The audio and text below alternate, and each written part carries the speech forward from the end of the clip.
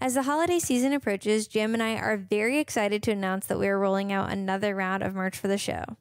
We have had great responses to our merch in the past, and there were a lot of people both times who mentioned that they missed it and they were disappointed. So just in case, we wanted to let you know that we're bringing back this merch for the holiday season. If you have a gift idea for someone, or if you want to get something for yourself, we have our special chemistry sweatshirt that I love so much.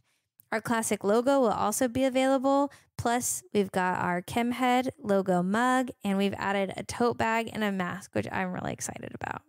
And part of the reason we're doing this is also just to fundraise as normal. So Melissa and I love making this show. We want to do it for a lot longer, but we currently still have annual fees that aren't fully covered, and we want to grow the show beyond where it currently is. So our goal for this merch campaign is that we'll be able to cover the costs and be able to start dreaming about things that we've been thinking about for a long time, like other guests in the future, different episode ideas Melissa's been chewing on for a while, maybe even improving equipment or whatever it is, just ways that we can keep growing the show, keep bringing you great chemistry content.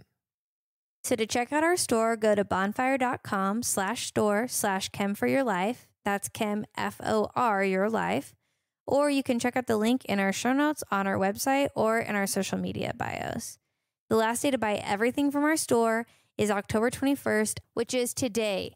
So if you haven't already, go now and buy your Chemistry for Your Life merch before it's too late. Hey, I'm Melissa. I'm Jam.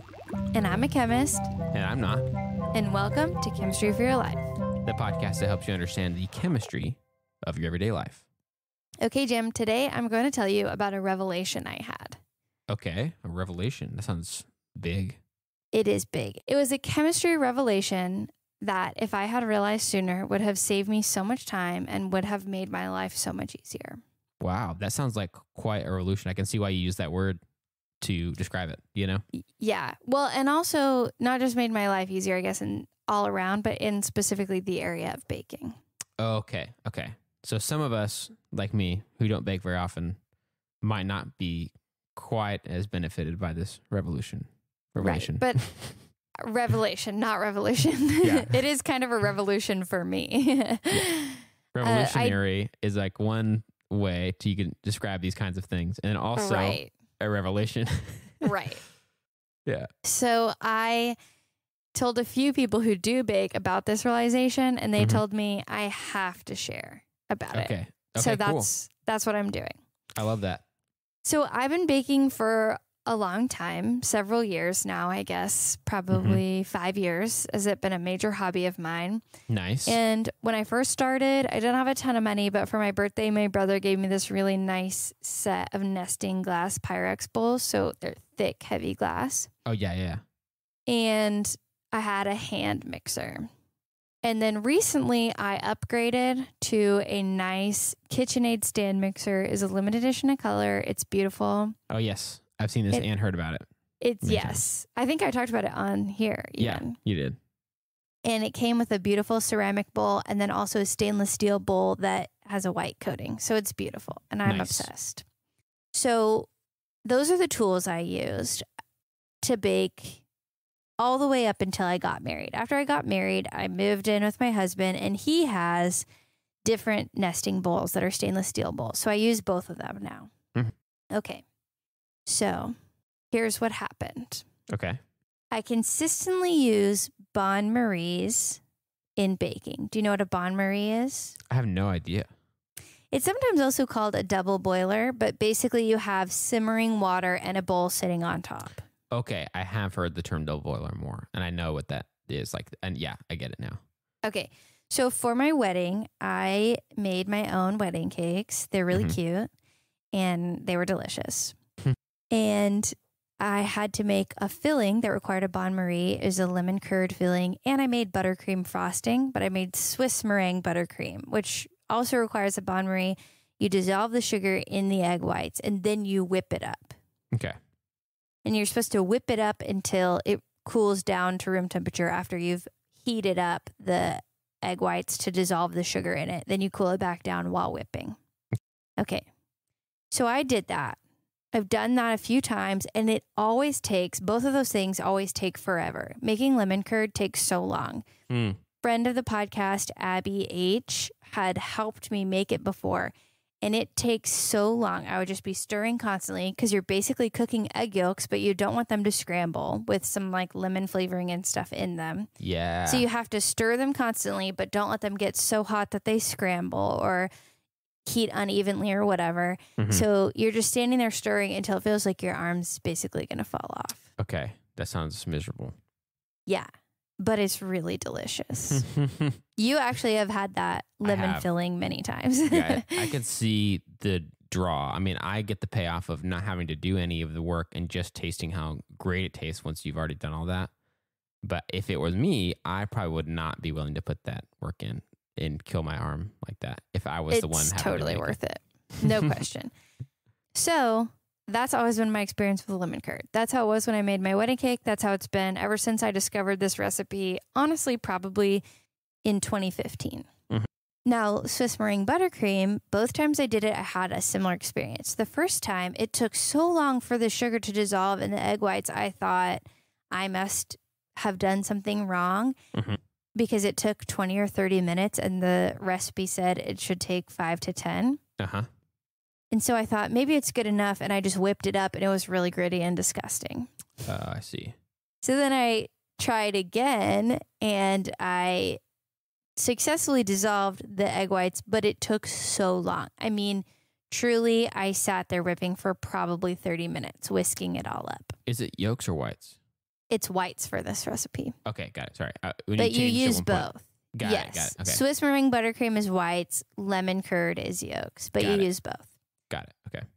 So when I made it for my wedding, I had that same experience. It took about 30 minutes to dissolve all of the sugar. And then I put it in my stand mixer with a ceramic bowl and whipped it up. And it was just not cooling down to room temperature.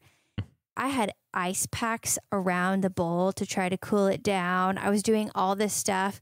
And it turned out that my dad's air conditioner was broken. Uh-huh. So it was kind of a disaster because the temperature matters so much. And so I thought maybe it was because of the air conditioner and that was the problem. Uh-huh. Eventually I made the frosting with much distress and the cake was delicious. Okay. Yes. Okay. But then this weekend, some of our friends had a baby shower. They requested tiramisu and that lemon cake with the buttercream that I made for my wedding. Mm-hmm. And I was making the lemon curd, and a friend came, my neighbor came by to talk to me while I was making it. And it seemed like it went really fast. And I thought, oh, it must just have been because I had someone talking to me. But that was the easiest it's ever been to make this lemon curd. So that was kind of exciting. Yeah, that's great. And then I was making the tiramisu, and my first attempt at it, I could not get the sugar to dissolve. And eventually, it was egg yolks in this case, started to bake out around the side without the sugar dissolving in them. Dang. So I had to scrap it and I started over. And the second time it went really fast. And that was really exciting. So I thought maybe I just figured out, adjusted the temperature enough or whatever. Uh-huh. But the real nail in the coffin was the next day when I was making the buttercream, the egg whites dissolved the sugar in 3 minutes flat. So in the past, I was making the sugar in the egg whites, and it took 30 minutes, and I got it to dissolve in 3 minutes. Almost immediately did that happen. Dang. And that's when I knew that something was different, and I had to figure out what it was. And here's what I realized. Okay. All of the times that it went really fast and worked really well, the only thing that I had done differently was I used one of my husband's stainless steel mixing bowls instead of one of my glass mixing bowls. Oh, interesting. I don't prefer the stainless steel bowls because you can't see what's going on as well in them. Right. But then I realized it's all about heat capacity and specific heat. Oh, back to like episode 2. Back to episode 2. Dang, that's right. crazy. So the same reason that sand and water at the beach are not the same temperature is what happened with my baking. Okay, interesting. When that you're difference between using glass and stainless steel must be pretty significant then. Yes. So while I don't know if the specific heat of each of them is different, but I'm going to do a quick chemistry review. Okay. So specific heat is the amount of heat it requires to raise one specific unit, it's usually a gram, of one substance by 1 degree Celsius. Mhm. And the heat capacity is the amount of heat it takes to raise one object by 1 degree Celsius. Mm-hmm. So that would be if I wanted to take a doorknob and raise the whole doorknob as opposed to 1 gram of a doorknob. Right. Or in this case, if I wanted to heat a whole entire glass bowl versus a whole entire stainless steel bowl, the stainless steel bowl that is much thinner and much lighter and has much lower mass overall is going to take much less heat to raise by 1 degree Celsius. Right. Then a glass bowl that's heavier, has more mass, it's going to have to put in way more heat to bring that up. Yeah. Which is why probably we don't boil water in glass pans. We use stainless steel pans. Yeah. And it's interesting because in the case where you had a hard time getting the substance back down to room temperature, it would help for it to have a lower heat capacity because it going back down would be faster too, correct? Like a stainless steel bowl could cool back down more quickly. So that was the other thing I realized. It went to room temperature much faster when I did it at home too, because I used my white stainless steel bowl. Mm-hmm. But when I did it on my wedding, I used my ceramic bowl because I thought it was pretty and it was new. Yeah. So essentially, I'm sure I learned at the very beginning of baking that usually for double boilers, they use stainless steel, but I didn't have that as an option, and I didn't have a ton of money to just buy a bunch of mixing bowls. So I just figured I'd use glass and it would be just as good. But if I'd been using stainless steel bowls this whole time for my double boilers, I would have saved myself so much time. Seriously. Hours. Yeah. Literally hours. Man, that's crazy that it'd be that much of a change too. Like I could see it being like, oh, it's a little better. But like it's amazing that it's that huge of a difference.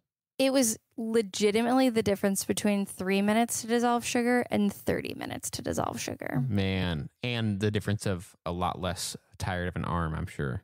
Yes, it was so much faster, so much less of me checking to make sure if it was gritty or not. I mean, it's just crazy to me what a difference it made. Yeah, wow. So that is how chemistry can help your cooking and how I realized that I should have been using different tools long ago. So hopefully my experience will help you bakers out there to actually use the proper tools for the job at hand. And that's my chemistry lesson for you today. Dang, awesome. It's also cool to have the benefit of that knowledge if I ever do get into baking and need to do that thing that you did, like use double boilers and whatnot. Yeah. It's nice that I've never had to do it the other way and spend 30 minutes on it. I get this huge benefit of all your work and the many times it's taken you a long time to do it. Yeah, you definitely do get the benefit of that. So you're welcome. Well, dang, that's cool. Thanks for sharing that with us. Yeah, I was just really excited about that revelation and I wanted to tell everyone about it. So I hope that was beneficial to you guys. And I hope you guys have an awesome week. Thanks for coming and listening and learning about baking. And thanks for teaching us. And if you're a little confused why this is called a Fall Mini episode, listen to Fall Mini #1, and we kind of go into detail about what we're doing this fall. But again, Melissa, thanks for teaching us. And if you have ideas and thoughts and questions or anything like that that you wonder about chemistry-wise, you can reach out to us on Gmail, Twitter, Instagram, or Facebook at Chem for Your Life. That's Chem, F-O-R, Your Life, to share your thoughts and ideas. If you'd like to help us keep our show going and contribute to cover the cost of making it, go to ko-fi.com/chem4yourlife and donate the cost of a cup of coffee. If you're not able to donate, you can still help us by subscribing on your favorite podcast app and rating and writing a review on Apple Podcasts. That also helps us to share chemistry with even more people. This episode of Chemistry for Your Life was created by Melissa Collini and J.M. Robinson.